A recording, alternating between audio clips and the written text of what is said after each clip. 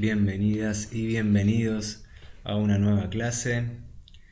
Hoy vamos a estar viendo específicamente lo que tiene que ver con las dificultades específicas en el aprendizaje. Vamos a ver cómo existe una ley nacional que se encarga de resguardar los derechos de las personas que tienen este tipo de dificultades y vamos a ver un poquitito más de qué se trata, cuáles son sus características, cuál es su origen. Vamos a meternos de lleno ya mismo en la presentación.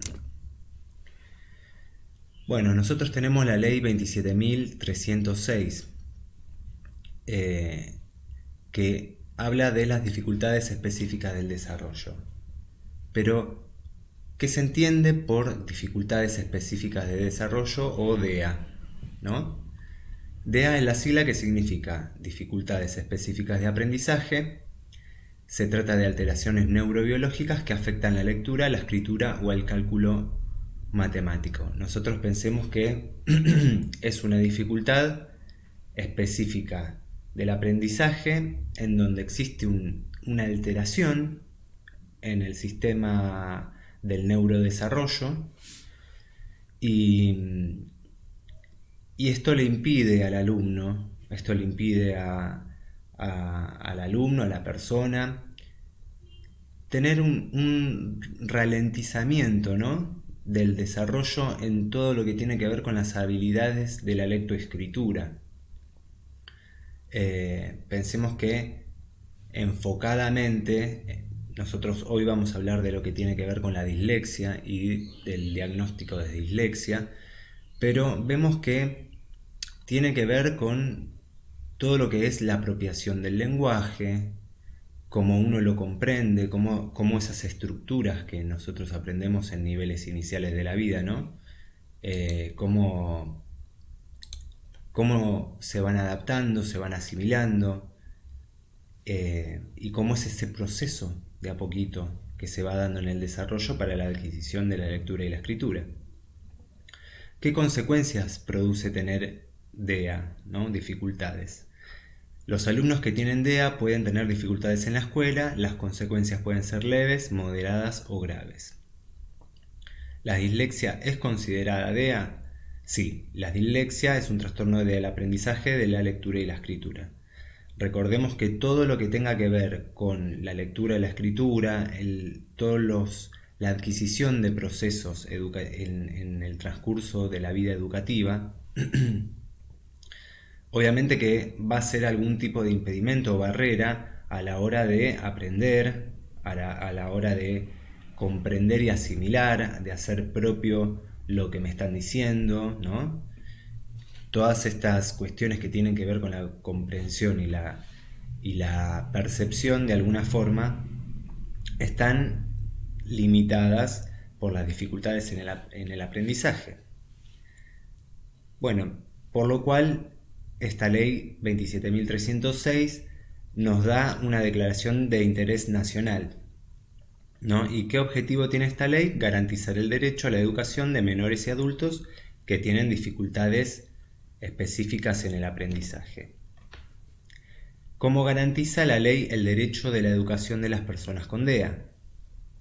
Pues bien, para garantizar el derecho, la ley lo que busca establecer es un tratamiento integral y multidisciplinario del tema, la formación de los profesionales para detectar, diagnosticar y tratar las dificultades y la difusión del tema. Nosotros lo vamos a percibir, generalmente se percibe en el nivel inicial, donde las docentes ven cómo se va dando el desarrollo de las actividades que ellas proponen. Entonces, si detectan algún tipo de problemática en la escritura o mismo en la lectura, comprendiendo que el alumno quizás conoce el tema o conoce las letras en este caso, la forma en que su pensamiento lo organiza termina siendo diferente. Y eso, con el pasar del tiempo, obviamente que si no se detecta y no se intenta abordar desde etapas iniciales, eso se va a arrastrar durante toda la vida, claramente. ¿Cómo se cumpliría esta ley o cómo se cumplirá esta ley? Pues bien, el Poder Ejecutivo está obligado a designar una autoridad de aplicación de la ley y la autoridad de aplicación debe establecer los medios para detectar las necesidades educativas de quienes presentan DEA. Ustedes piensen desde el equipo de orientación, la psicopedagoga, el docente mismo, ¿no? Tienen que estar todo el tiempo constatando y mirando que el proceso individual de cada uno de los alumnos sea el pertinente, ¿no? Y eso lo va a ir viendo con una monitorización que va a estar utilizando todo el tiempo, va a estar fijándose justamente los procesos de aprendizaje y cómo los van adquiriendo en el tiempo, ¿no? También se necesita planificar la capacitación docente. Pensemos que muchas formaciones docentes, uno cuando se vuelve docente, hay algunas cosas que las va aprendiendo en la práctica, en la experiencia áulica.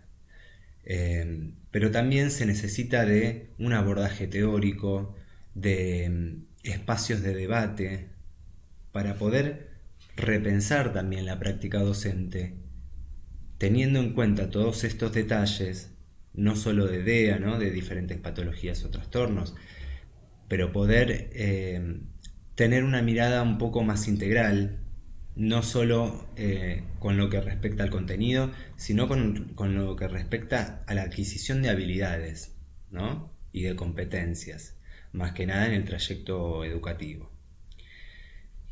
También se necesitan coordinar campañas de concientización, elaborar adaptaciones para favorecer el aprendizaje. Entonces el Consejo Federal de Educación y el Consejo Federal de Salud deben colaborar para que esta ley se cumpla. ¿Qué tienen que hacer los establecimientos educativos para garantizar el derecho a la educación de las personas con DEA? Recordemos que lo que vinimos hablando en las clases anteriores tiene que ver con esto de que las personas que poseen algún tipo de discapacidad, algún trastorno, algún déficit, ¿no? O alguna dificultad, como es en este caso, todos tienen el mismo derecho a recibir educación que cualquier otro ciudadano argentino, ¿no? Todos tenemos el mismo derecho a recibir educación de calidad. Entonces, para garantizar el derecho a la educación de las personas con DEA, van a llevar diferentes acciones como las siguientes. Dar prioridad a la oralidad. Pensemos que no solo, quizás antiguamente, lo que se utilizaba en los colegios antes, era mucho el trabajo de pizarrón, ¿no? Se daba mucha prioridad a lo que tiene que ver con la adquisición de la escritura. Pero se perdía todo lo que tiene que ver con la oralidad, el ida y vuelta, el poder analizar la respuesta que me dan los alumnos, ¿no? De esta forma se empieza a poder detectar de forma oral cuando también existe algún tipo de dificultad en el habla, en la conjugación de las frases, en cómo quieren armar las frases, en las respuestas que te pueden llegar a dar los alumnos. Todos esos van a ser indicadores para ver si el alumno posee finalmente algún tipo de dificultad en el aprendizaje. También se va a dar más tiempo para realizar las tareas y las evaluaciones. Obviamente considerando que no todos tienen el mismo tiempo, el mismo ritmo, la misma progresión. Se evita también exposiciones innecesarias del alumno frente a sus compañeros. Cuando nosotros notamos que a un alumno tiene alguna dificultad, por ejemplo, ¿no? Tengo un alumno en el aula y noto que tiene problemas para leer en voz alta, es muy tímido, no lo quiere hacer, ¿no? Y se va sosteniendo en el tiempo, haciendo que sea una situación llamativa. Lo que menos debemos hacer como docentes es intentando, digo entre comillas, ¿no? Intentando incentivarlo, pues hacerlo leer a él o hacerlo pasar al frente para que escriba, para que relate. Justamente lo vamos a abordar de una forma mucho más privada, no vamos a exponer la dificultad que tiene el alumno ante el resto de sus compañeros. También se va a facilitar el uso de computadoras, calculadoras y tablas. Se evitan copiados o dictados extensos. Vamos a tratar de priorizar que el alumno pueda realizar el proceso, no solo esperar que lo realice rápido, ¿no? Vamos a priorizar que pueda aprender o abordar esas dificultades con el fin de aprender de forma pausada, sin tensión, ¿no? Sin aplicar tensión, y permitiendo que el desarrollo se dé de forma natural en el alumno. También se van a ajustar los procesos de evaluación a cada sujeto, que era lo que hablábamos al principio de la educación personalista, ¿no? Recordemos que cada alumno va a tener su proceso, su tiempo, su fase de desarrollo o de adquisición, que va a ser única y tiene que ver con sus características psíquicas, biológicas, ambientales, sociológicas, y todo eso lo vamos a tener que ir comprendiendo y intentar un poco salir de ese canon de que todos deben rendir lo mismo, al mismo tiempo, de la misma forma, porque ese pensamiento sobre la educación hoy en día ya no existe. También lo que se va a intentar es que tratar a la persona en forma integral e interdisciplinaria. No solo que esto lo podemos ver quizás en el aula o percibir en el aula, sino que también vamos a hablar con el equipo de orientación, con el psicólogo o la psicóloga del colegio. Si vemos que es algo sostenido en el tiempo, claramente se puede intervenir desde la institución para también hablar con los padres. Quizás la psicopedagoga en este caso pueda abordarlo con consultas externas o diferentes tipos de abordaje o dinámicas que les puedan recomendar, ¿no? Lo mismo con los profesionales que pueden llegar a tratar al niño. También se va a intentar establecer procedimientos de detección temprana y diagnóstico. Después la pregunta dice: ¿las obras sociales y las prepagas cubren los DEA? Sí, la ley incluye en el programa médico obligatorio que deben cubrir terapias relacionadas con este tipo de diagnóstico. La detección temprana y el diagnóstico de los DEA los deben cubrir también, y las prestaciones necesarias para el tratamiento integral e interdisciplinario de las dificultades de aprendizaje.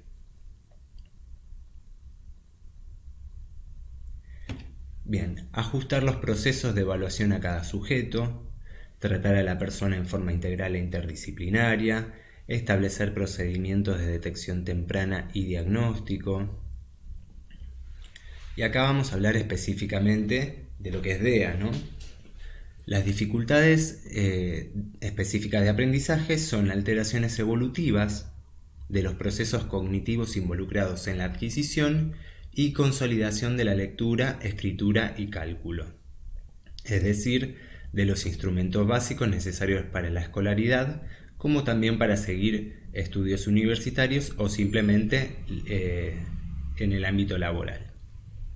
Estas dificultades permanecen en el tiempo hasta la adultez y no son simples retrasos de una etapa de desarrollo humano. Pensemos o investiguemos que generalmente nosotros podemos incluso conocer a colegas, a docentes o a personas en diferentes ámbitos en el trabajo que pueden llegar a tener algún tipo de dificultad en el aprendizaje. Hoy en día se suele ver muy comúnmente a personas que se manifiestan, personas adultas que se manifiestan que tienen dislexia o que cuando escriben con sílabas mezcladas. Así que es bastante común, digamos, en la generalidad es bastante común percibir que alguien puede llegar a tener una dificultad en el aprendizaje y no es algo de lo que estamos exentos, digo, es algo bastante que se ve en las aulas. Las alteraciones severas se clasifican en dislexia o trastornos lectores, que tienen que ver con la decodificación del mensaje, ¿no? Y cómo se comprende, cómo se asimila ese mensaje. La disgrafía o trastornos de la escritura, caligrafía y ejecución motriz, ortografía o producción escrita. La discalculia, que tiene que ver con todo lo que tiene que ver con las numeraciones, ¿no? El concepto de que es mucho, que es poco. O trastornos del cálculo, numeración y resolución de problemas. Existen múltiples manifestaciones, pero la más evidente es una brecha significativa entre la capacidad cognitiva y sus bajos niveles de rendimiento. Por ello, padres y maestros no entienden a sus hijos o estudiantes y los catalogan como flojos, desmotivados, inatentos, entre otros términos. Claro, nosotros debemos comprender también que el niño o la persona que posee una dificultad específica en el aprendizaje, como hay cosas que le van a costar, quizá le dan vergüenza exponerse, porque no es algo de lo que ellos pueden interpretar y pueden saber que hay algo que no lo están haciendo bien. Obviamente que no es a propósito, no es adrede, pero esa timidez, esa distancia que se empieza a aplicar en el alumno, obviamente que termina siendo a la larga una barrera en el aprendizaje. La comunidad educativa debería reflexionar y difundir que las causas están relacionadas a un inadecuado funcionamiento neuropsicológico y se complican por factores concomitantes, como puede ser una metodología inadecuada, sistemas escolares o universitarios rígidos, un ambiente familiar inapropiado, entre otros. Además, existen evidencias de malformaciones en las estructuras cerebrales, bases genéticas y hereditarias. Ven que no solo tiene que ver quizás con un aspecto biológico, sino con factores que pueden ser ambientales, socioculturales, ¿no?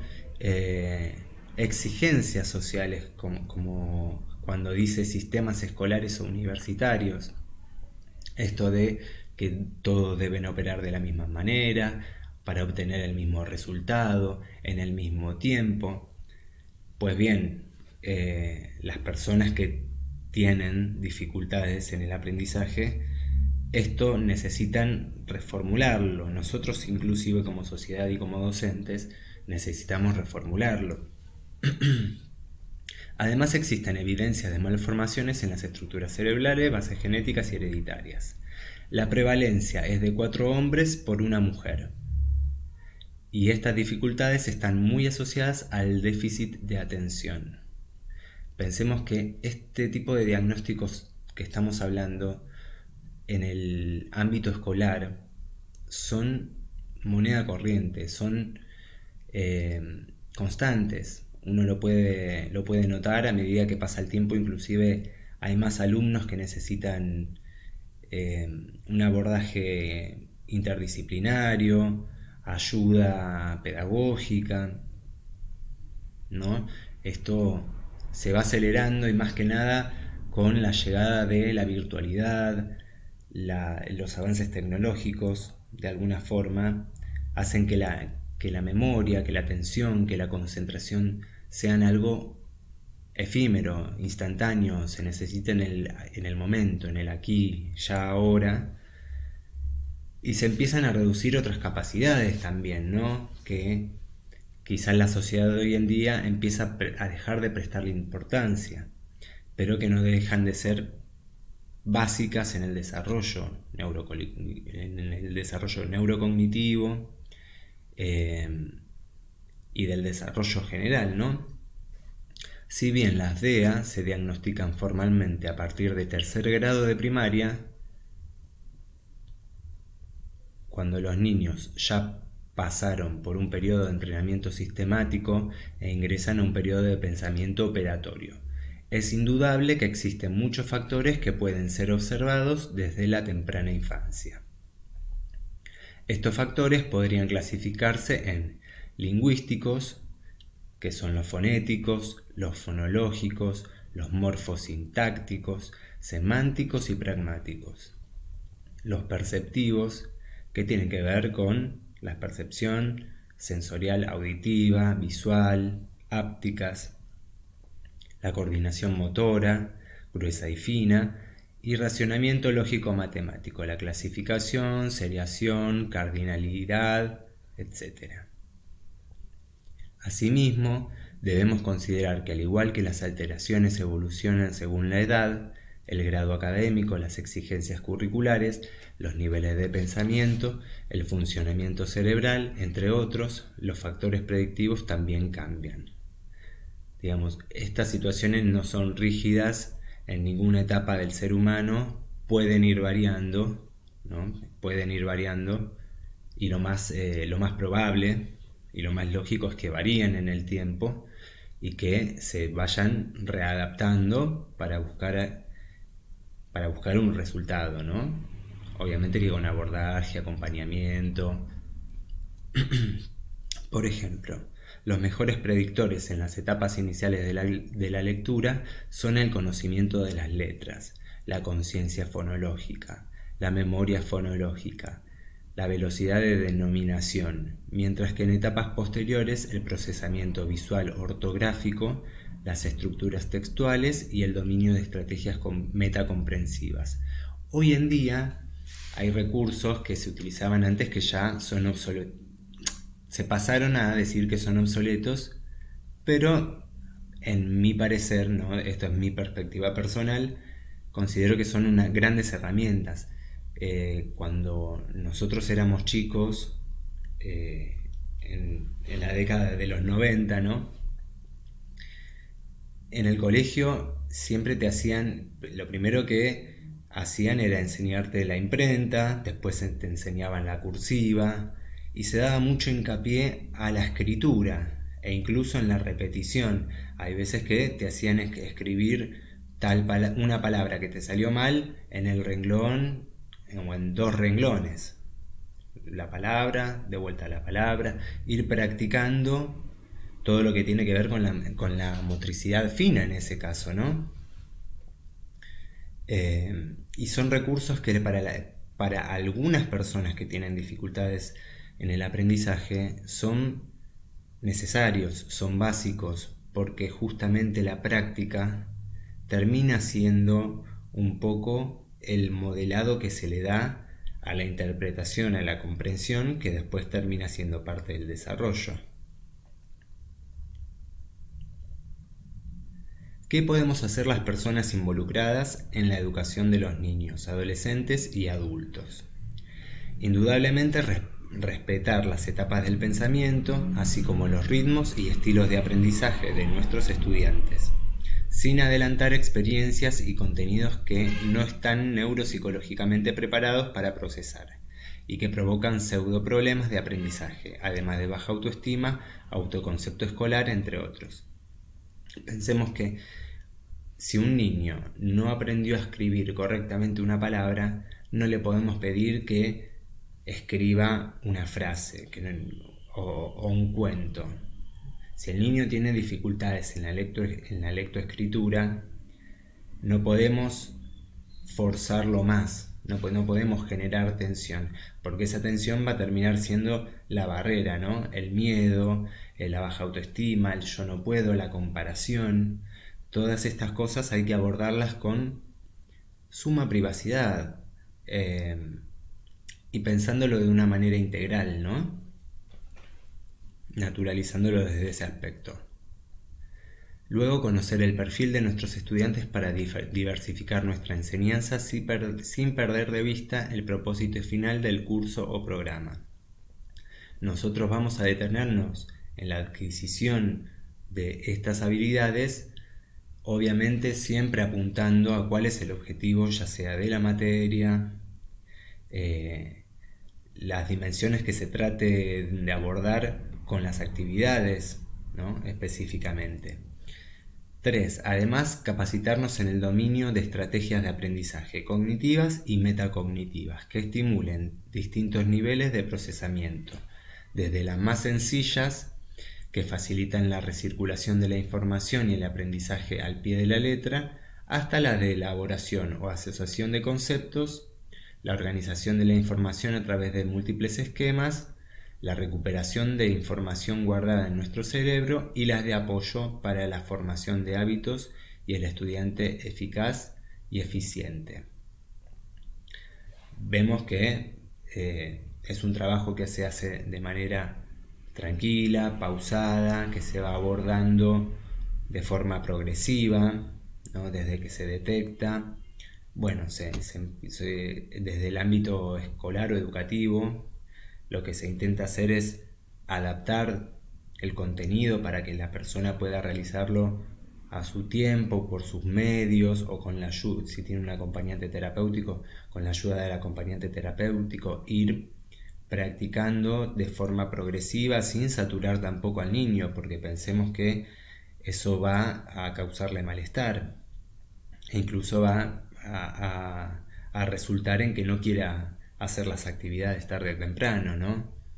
Porque esa misma frustración no es nada buena. Los trastornos del aprendizaje fueron descritos por primera vez a finales del siglo XIX, centrándose en la lectura y reconociendo su independencia del nivel de inteligencia, la instrucción, motivación y déficits sensoriales. Vimos que tiene que ver con una gama multifactorial de situaciones. Muchas veces puede ser algo más físico, otra vez puede ser algo más cognitivo, algo más mental, ¿no? Algo más simbólico incluso. Pero bueno, hay factores que terminan derivando en estas dificultades.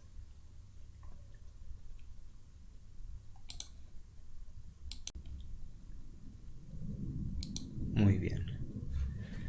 Entonces, ¿qué es la dislexia? Vamos a empezar específicamente por la parte más importante de estas dificultades, ¿no? Que una puede ser, en este caso, la dislexia. Es un trastorno de aprendizaje caracterizado por la dificultad para leer. La dislexia se presenta en niños con niveles normales de inteligencia y visión, o sea que no es algo que esté relacionado con si ve poco o ve mucho, si ve bien, ¿no? O si es inteligente o no, sino que depende de los factores que antes hablamos. Algunos de los síntomas son el retraso para aprender a hablar y leer y la dificultad para aprender nuevas palabras. En el caso de la dislexia estamos hablando específicamente de dificultades que tienen que ver con las letras, con las palabras, ¿no? El problema son las letras y las palabras, en este caso. Algunos de los síntomas son el retraso para aprender a hablar y leer y la dificultad para aprender nuevas palabras. La mayoría de los niños con dislexia puede salir adelante en la escuela con la ayuda de tutores o programas de educación especializada, ¿no? Es lo que les decía anteriormente. Generalmente hoy en día un docente en el contexto áulico, en el aula, va a tener muchos alumnos. Por ende, entre que presenta un tema, lo explica, da algún tipo de actividad, hay muchas veces que estos niños pasan desapercibidos o no se tiene la capacidad para abordarlos, porque ser docente también no es una tarea sencilla, digamos. Pero bueno, tampoco hay que exceptuar estas situaciones que uno puede percibir en algunas ocasiones. Por eso es el caso de los chicos que tienen acompañantes terapéuticos o alguna ayuda externa que los ayuda en el colegio para poder abordar estas situaciones, ¿no? En el caso de la dislexia, ayudarlo con todo lo que tiene que ver con la motricidad fina, con el tema de la separación en sílabas, ¿no? Con un acompañamiento más personalizado dentro del aula. La mayoría de los niños con dislexia puede salir adelante con tutores, ayudas o programas de educación especializada. Si bien el tratamiento puede ayudar, esta condición no tiene cura. Es algo que desde que uno percibe que sucede a lo largo de toda la vida, ¿no? Se puede abordar o con dinámica, se puede llegar a interpretar y todo, pero es algo que ya afecta al funcionamiento y sucede independientemente de la etapa en la que estés, sigue sucediendo, ¿no? Son crónicas, pueden durar años o toda la vida. Por lo general, se puede realizar un autodiagnóstico. Tampoco se requieren análisis de laboratorio o estudios de diagnóstico por imágenes. Obviamente que son situaciones que se perciben no con análisis clínicos. Por lo general se puede realizar un autodiagnóstico. Algunos de los síntomas son el retraso para aprender a hablar y leer y la dificultad para aprender nuevas palabras. También las personas pueden sufrir situaciones cognitivas, ¿no? La dificultad para escribir, dificultad para memorizar o dificultad para pensar y comprender.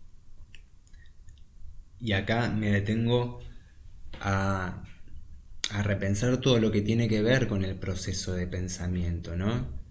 Con no solo la información que llega a mis estímulos, llega a mi oído, yo tengo que hacer un proceso cognitivo, ¿no? Muchas veces, inclusive también lo simbólico, pero tengo que hacer un proceso cognitivo para ordenar toda esa información que llega de forma sonora o visual, darle una comprensión, que ese mensaje lo pueda yo interpretar y hacerlo propio, retenerlo y de alguna forma comprenderlo.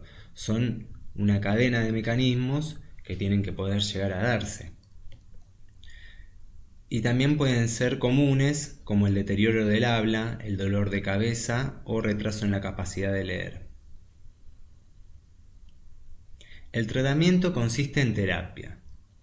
La mayoría de los niños con dislexia puede salir adelante en la escuela con la ayuda de tutores o programas de educación especializada. Están las escuelas especiales que pueden ayudar, dar una mano, prestar profesionales inclusive. Pueden ser profesionales privados, contratados por la familia, de la obra social, ¿no? Estos especialistas pueden ser fonoaudiólogos, psicólogos clínicos, neurólogo, pediatra, psicopedagogía. También se ve todo lo que tiene que ver con la intervención educativa individual, más allá de que el niño vaya a una escuela normal.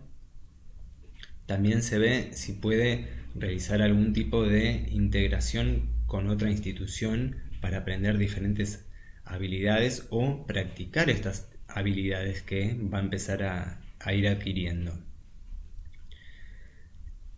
Especialistas que también tratan a personas con problemas del habla, que tratan trastornos mentales, principalmente con terapia conversacional.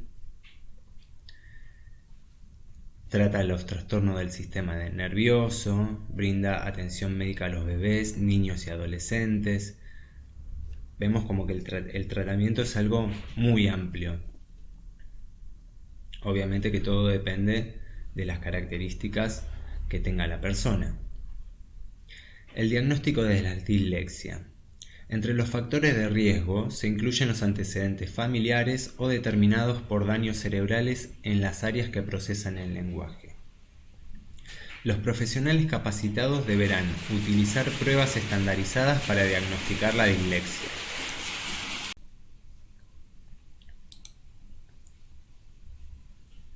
También debe haber un examen de audición y visión para descartar problemas en esas áreas.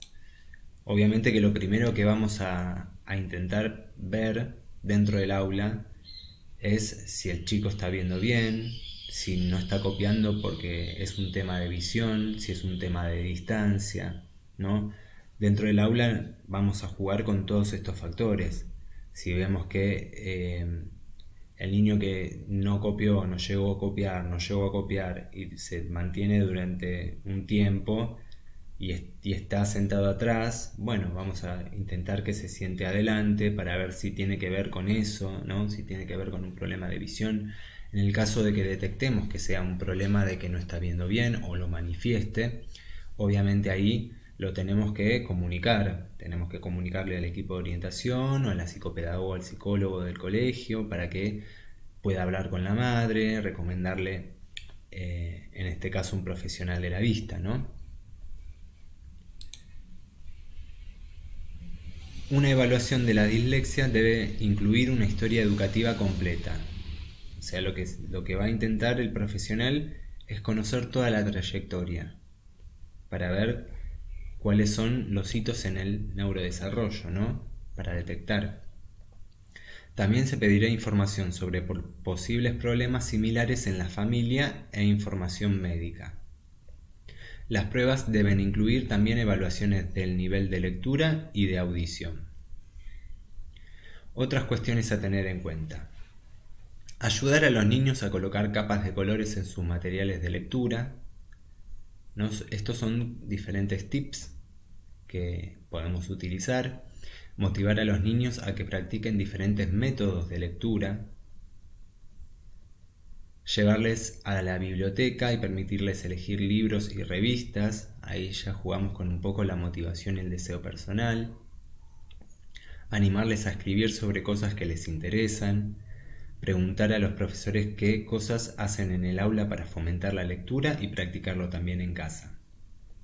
Solicitar asistencias en el aula que incluyan determinadas ayudas para tomar notas, tiempo adicional para tareas y exámenes orales, ¿no? Esto de respetar los tiempos de ejecución de cada alumno.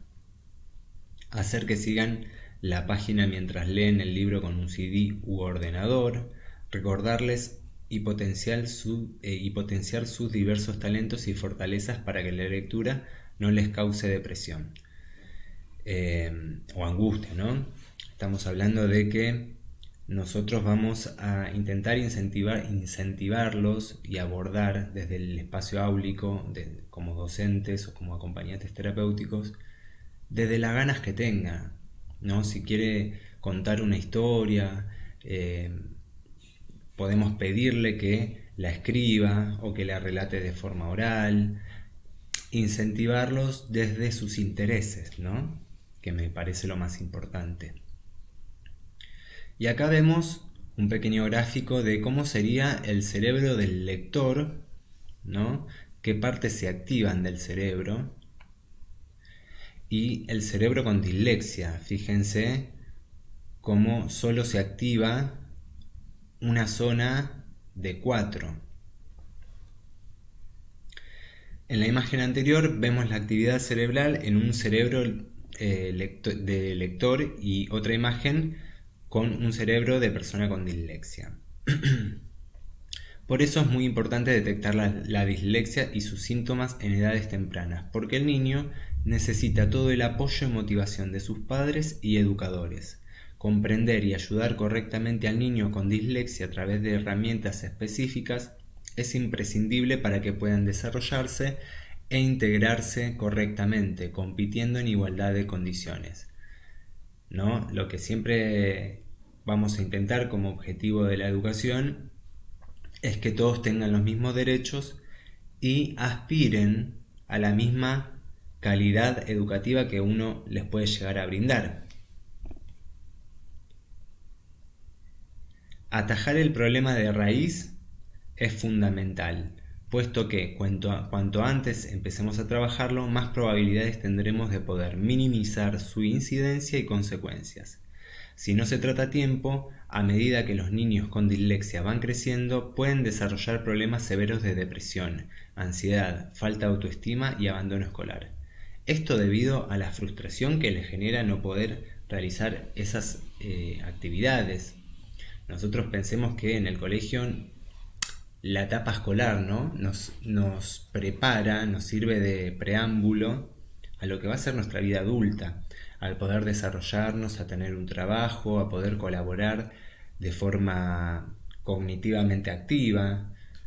Hay muchísimas cosas que en las personas con estas dificultades terminan siendo barreras y pasan de ser barreras en la educación a barreras en la vida, en las condiciones de vida, en las expectativas, en los deseos, ¿no?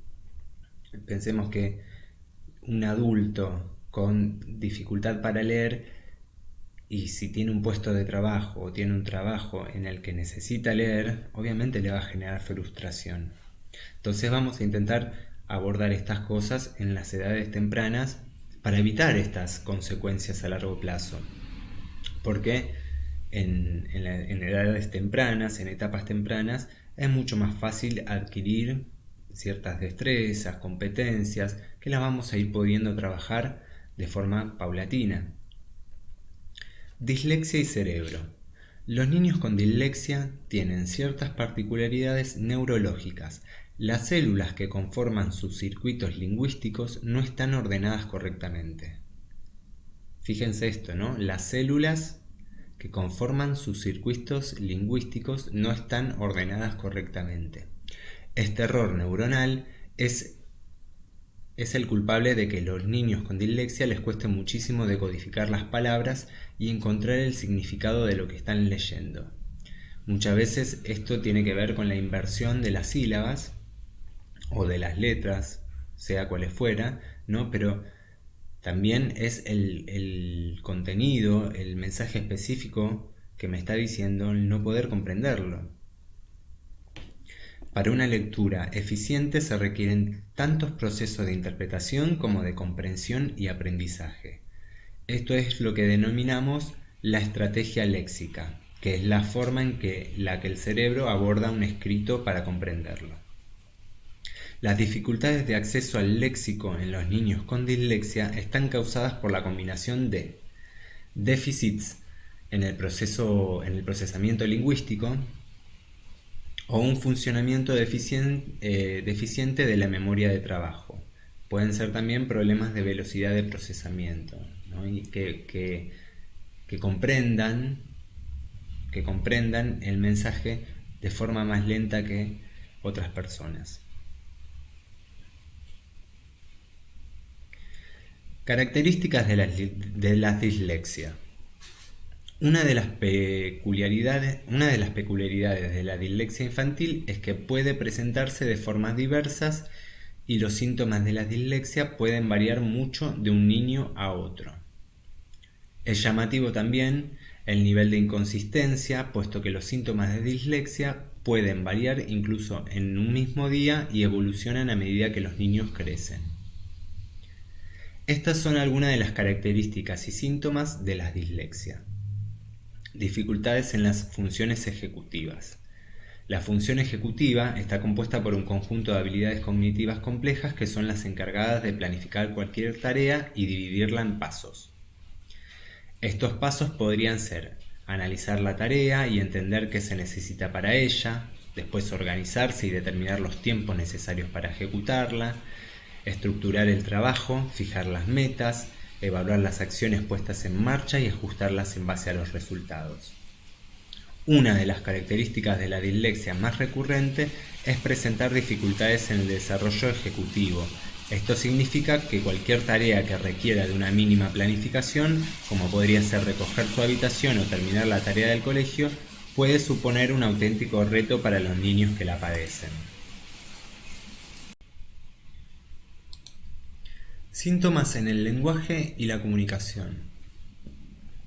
Dentro de este grupo de características, algunos de los problemas a los que se podría enfrentarse los niños con dislexia son las dificultades para entender determinadas instrucciones y por eso no poder seguirlas. no entender las bromas o chistes que se cuentan, incapacidad para aprender nuevas palabras o pronunciarlas incorrectamente, la inseguridad a la hora de hablar o expresar una idea. Vemos como todas estas dificultades de alguna forma afectan todo lo que tiene que ver con la afectividad del ser humano, con lo que tiene que ver con lo emotivo, ¿no? Cómo afecta psíquicamente a las emociones. Síntomas en la lectura. Hemos visto cómo los niños con dislexia presentan dificultades de decodificación.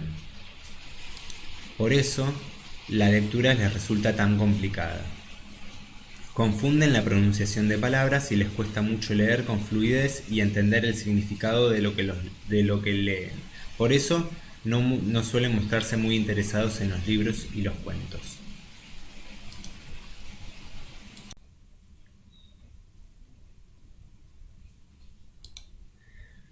Los síntomas en la escritura. Al no procesar correctamente los símbolos de la escritura, les cuesta mucho deletrear las palabras y expresar ideas por escrito. Pueden entender perfectamente lo que el profesor está contando, pero les cuesta mucho tomar apuntes o notas, ¿no? Hay una ralentización, una disminución entre lo que el docente está mencionando y la capacidad que ellos tienen para transcribirlo. Otros síntomas que también suelen verse en la escritura es una escritura irregular, letra poco legible, demasiado grande o muy pequeña, o alteraciones entre ambas. Los tipos de dislexia. Aunque la sintomatología que presentan suelen ser común, existen diferentes tipos de dislexia y se desarrollan de forma muy dispar según el niño al que les afecte. Antes de profundizar, es importante diferenciar entre la dislexia evolutiva y la adquirida. Son las dos principales dislexias, la evolutiva y la adquirida. La dislexia adquirida se produce tras un trastorno o lesión cerebral concreta que daña las áreas del cerebro encargadas de procesar la lectoescritura, más conocidos como alexia. Esto generalmente se puede dar en cualquier paciente o en cualquier alumno que haya tenido algún tipo de lesión, ¿no? De golpe, lesión. Y la dislexia evolutiva o dislexia del desarrollo se da cuando el niño con dislexia no ha sufrido ninguna lesión cerebral concreta.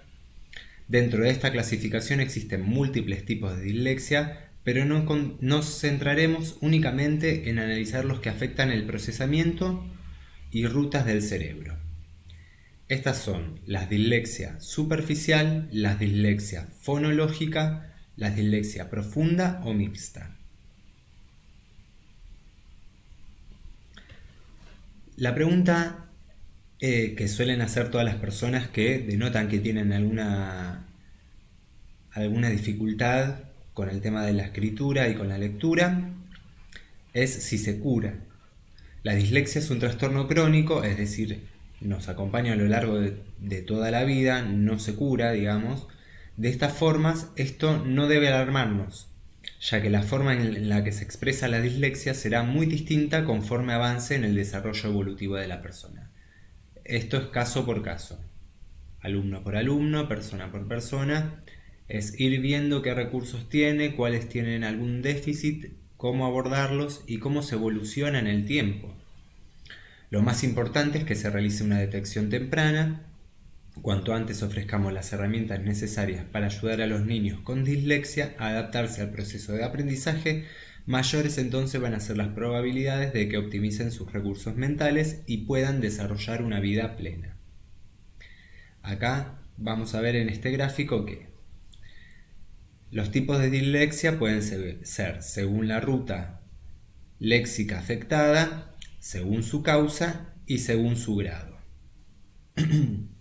Según la ruta de léxica afectada, pueden ser los fonológicos, ¿no? Todos los que tienen que ver con lo auditivo, superficial o visual, o mixta y profunda. Pueden ser un poco de ambas, que ya tiene un nivel de profundidad más importante. Según su causa puede ser del desarrollo o adquirida. Adquirida, recordemos que es porque hay un momento en la vida en la que sucede algo, una crisis o un accidente, y a partir de eso hay ciertas lesiones cerebrales que afectan estos funcionamientos. O según su grado, puede ser leve, moderado o grave. No existe una dislexia idéntica, sino tantas dislexias como personas que la tienen. Recordemos que esto es una dificultad en el neurodesarrollo, pero va a estar determinado por la realidad de cada uno, por la realidad social de cada uno, la realidad familiar, la realidad económica, la realidad de oportunidades, ¿no? Va a estar determinado por un montón de factores que van a hacer que varíe esa dificultad o no. Muy bien. La dislexia es un término que hace referencia a un patrón de dificultades de aprendizaje caracterizado por problemas en el reconocimiento de palabras de forma precisa o fluida, el deletreo y poca capacidad ortográfica. Los principales manuales diagnósticos tienden a definir la dislexia de manera genérica para facilitar su diagnóstico y tratamiento, refiriéndose normalmente a la dislexia evolutiva o del desarrollo que suelen ser detectadas en los niños en edad escolar. Así, por ejemplo, la dislexia queda recogida en el DSM-5, el DSM es un manual de diagnósticos médicos, como una dificultad específica de aprendizaje con dificultades en la lectura y en la escritura. Estas dificultades se pueden clasificar en función de sus causas, así como en función de su gravedad. Veamos algunos ejemplos. A grandes rasgos, en la literatura podemos encontrar dos tipos de dislexia: dislexia del desarrollo y la adquirida. La del desarrollo es el tipo de dislexia más conocido. Se trata de un trastorno de origen neurológico que aparece durante el desarrollo infantil en ausencia de lesión cerebral. Por el contrario, en la dislexia adquirida, las dificultades en el lenguaje aparecen como consecuencia de algún trauma, de alguna lesión, pudiendo manifestarse en cualquier momento de la vida de una persona. Sería el caso de los adultos que no tuvieron dislexia de niños, ¿no? Un adulto que presenta estas dificultades, pero se despiertan, por poner un ejemplo, a partir de los 30 años, bueno, podemos suponer que existe una lesión, hubo algún tipo de impacto o trauma que generó como consecuencia esta dificultad. Por otro lado, los síntomas de dislexia presentan diferentes características y producirán distintos tipos de errores en función de la ruta de procesamiento léxico afectada. Puede ser fonológica o visual. Para entenderlo, cuando leemos una palabra conocida, asociamos una imagen con un sonido y no necesitamos interpretar la regla de pronunciación que hay detrás. Ahí estaremos utilizando la ruta visual. Sería casi como asociar un dibujo a un sonido.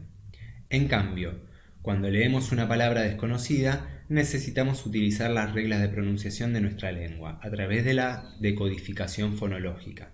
Sabemos que el sonido de la R más el sonido de la A forman el sonido RA. Veamos la diferencia. La dislexia fonológica se corresponde con el mal funcionamiento de la ruta fonológica, ¿no? Con el oído, indirecta o auditivamente, la cual se encarga de la conversión grafema-fonema, ¿no? Lo que yo escucho, cómo se traduce en una letra o en una palabra, para acceder al léxico. Dicho de otra manera, su función es conectar las letras con su sonido correspondiente. En la actualidad se trata de la explicación que cuenta con un mayor apoyo de los expertos a la hora de explicar los síntomas de la dislexia. Cuando existe un déficit en la ruta fonológica, será difícil decodificar palabras desconocidas para la persona. Aparecerán dificultades en la lectura de palabras largas y poco frecuentes, así como las pseudopalabras, donde cometen errores visuales que provocan lexicalizaciones, es decir, leen luta cuando ponen lupa, También presentarán errores morfológicos en los que conservan la raíz de las palabras pero cometen fallo en la derivación de los morfemas, así como un mayor número de errores en la lectura de las palabras función que en aquellas que expresan contenido. La superficial, ¿no? En este caso se produce un mal funcionamiento en la ruta visual o auditiva.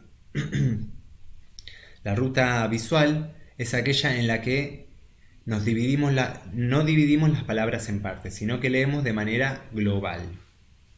Si esta ruta está afectada, tendremos dificultades a la hora de leer palabras irregulares, es decir, aquellas palabras que no se corresponden con la normativa de pronunciación de una lengua concreta.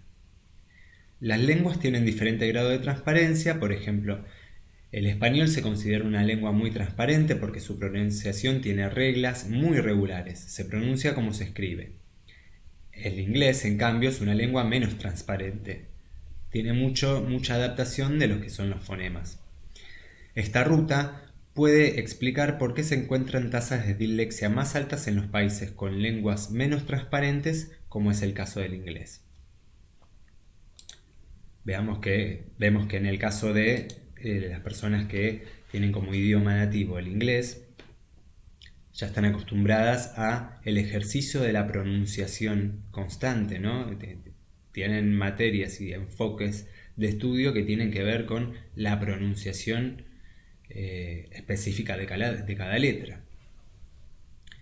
O puede ser mixta o profunda. En este caso, el déficit se produce en ambas rutas, tanto la fonológica como la visual. Una manifestación característica de este tipo de dislexia, aparte de los errores que se cometen en los otros dos tipos de dislexia, son los errores semánticos. Esto ocurre cuando al leer se sustituye una palabra por otra que no tiene ningún parecido visual, pero sí semántico. Como interpretan la palabra, lo dicen, pero no es específicamente la palabra. Entonces, ¿se puede medir la dislexia en diferentes grados? Además, la dislexia también puede clasificarse en función del grado de afectación. En el Manual de Diagnósticos Médicos, el DSM-5 señala la importancia de hacer la distinción entre afectación leve, moderada y grave. Obviamente que esto nos va a ayudar a abordar la problemática con más recursos, ¿no? En la leve se presentan algunas dificultades relacionadas con las aptitudes de aprendizaje en una o dos áreas académicas, pero suficientemente leves para que puedan compensarlas con los apoyos adecuados o cuando se apliquen adaptaciones adecuadas en el ámbito escolar. En el caso de la moderada, las dificultades son notables en las aptitudes de aprendizaje en una o más áreas académicas, de manera que el individuo tiene poca probabilidad de llegar a ser competente en el ámbito académico, si no tiene apoyos intensivos y adaptaciones durante toda la edad escolar. Y en el caso de la grave, las aptitudes de aprendizaje que afecta a varias áreas académicas, no solo una, sino ya es una situación más general en la trayectoria académica, de manera que el individuo tiene pocas probabilidades de desarrollar esas aptitudes sin una enseñanza constante, específica, individualizada, preparada para él e intensiva durante toda la edad escolar. Además, va a necesitar adaptaciones curriculares, servicios de apoyo en casa, en la escuela y en el trabajo, porque el individuo puede que no sea capaz de realizar con eficacia algunas actividades. Pasemos a ver los síntomas por edades. En la etapa preescolar, antes de los 6 años, los signos de alerta de dislexia pueden aparecer mucho antes de empezar a leer, puesto que dicho trastorno afecta a una variedad de habilidades que serán los cimientos de la lectura.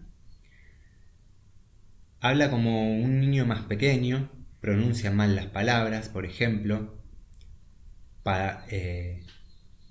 patola en vez de pelota, no habla mucho o parece conocer menos palabras que sus contemporáneos. Se da un desarrollo tardío del lenguaje.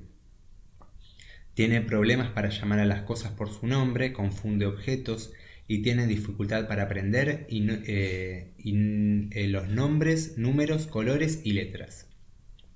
También hay dificultad para rimar, le cuesta encontrar la rima correcta en canciones infantiles porque a menudo tienen problemas aislando y dividiendo las palabras en sonidos individuales, ¿no? La selección mental cognitiva es completamente diferente. Problemas para seguir instrucciones y aprender rutinas, dificultades para tener equilibrio. Recordemos que todo lo que tiene que ver con lo visomotor tiene que ver con el equilibrio, con la concentración. Torpeza a nivel motriz, dificultad al correr, saltar o brincar, falta de control y manejo del lápiz y las tijeras, dificultad para abotonar y abrochar o subir un cierre o cremallera. Confusión en el vocabulario de la orientación especial. Problemas conductuales debido a la frustración que siente o a la discriminación. Falta de atención y aumento de la actividad e impulsividad. Problemas en habilidades sociales. Miren todos los síntomas que pueden darse, ¿no? Dentro del aula, dentro del contexto educativo. En la primaria, de los 6 a 12 años, en esta etapa los signos de dislexia serán más evidentes, pues se espera que los niños lean y escriban más en cada curso escolar, ¿no? Ya se empieza a exigir un poco más. Tienen problemas vocalizando palabras nuevas, dificultad para conectar letras y sonidos y para descifrar las palabras aprendidas. No están seguros de qué sonido tienen las letras y les cuesta vocalizar palabras que no conocen. Recordemos que esto tiene todo que ver con un procesamiento mental. No es que el niño lo haga, lo adrede, sino que tiene que ver con una forma de procesamiento diferente. Parece confundido o aburrido con los libros, no le interesan los libros de personajes favoritos, tiene problemas en la comprensión de oraciones largas, no puede recordar los detalles de lo que leyó, tiene que concentrarse tanto para leer que a menudo desconecta la comprensión y la relación con lo que ya conoce, dificultando su memorización. Obviamente que si no puede retener ciertas cosas, porque la selección que está haciendo su proceso mental es diferente, la memoria va a estar muchas veces afectada en gran medida, ¿no? Mezcla el orden de las letras, invierte letras, números y palabras. Larampa en vez de mampara, flan en vez de plan, en vez de... Estas dificultades se dan en la lectura y a menudo también en la escritura y en el habla. La gramática y la ortografía presentan déficits. No completa una serie de instrucciones verbales, no toma o agarra bien el lápiz. Esto le genera mala letra y pobre caligrafía. Muchas veces en etapas iniciales, en las primeras etapas de la escuela, lo que vemos es que la forma en que agarran el lápiz muchas veces es diferente. En vez de agarrar el lápiz con los dedos, lo agarran con el puño, tratan de hacer otro tipo de motricidad que obviamente no es tan eficiente como la motricidad fina, ¿no? No toma o agarra bien el lápiz, esto le genera letra pobre y pobre caligrafía. Su coordinación motora es pobre, se confunde con facilidad y es propenso a accidentes. Problemas de conducta más grave debido a la desmotivación, por ejemplo al déficit de atención.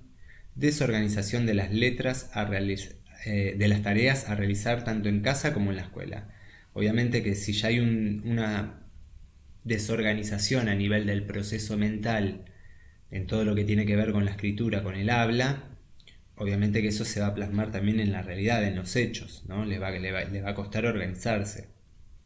En la educación secundaria de los 12 a los 16 vemos que las manifestaciones pueden empezar a aparecer en esta etapa porque es más difícil ocultarlas. Lo que antes solapadamente en los ciclos anteriores capaz que pasaba desapercibido, ya en el secundario, con la exigencia que conlleva, con las materias, con las tareas y dinámicas que se proponen, es muy poco probable que pase desadvertido, digamos. Se va a evidenciar, ¿no? Debido al creciente aumento en la demanda a nivel escolar. Lee muy atentamente, le toma tiempo terminar la lectura y evita leer en voz alta. No encuentra la palabra correcta, balbucea o utiliza muletillas. Le cuesta encontrar la palabra correcta y dice una que se parece, como por ejemplo distinguido en vez de extinguido, ¿no? Tienen, como que les suena parecido, bueno, van por esa opción.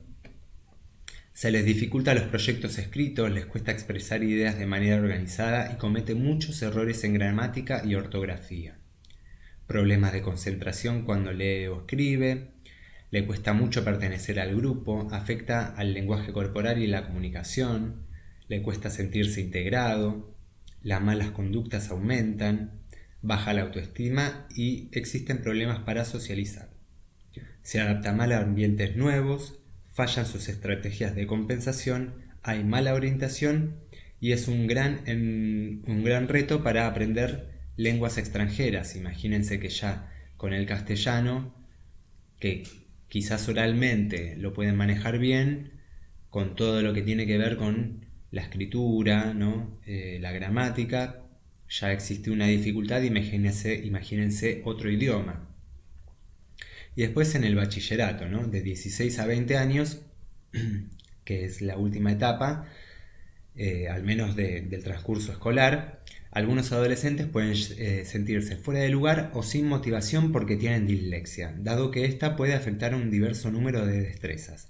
No entiende los chistes, los juegos de palabras,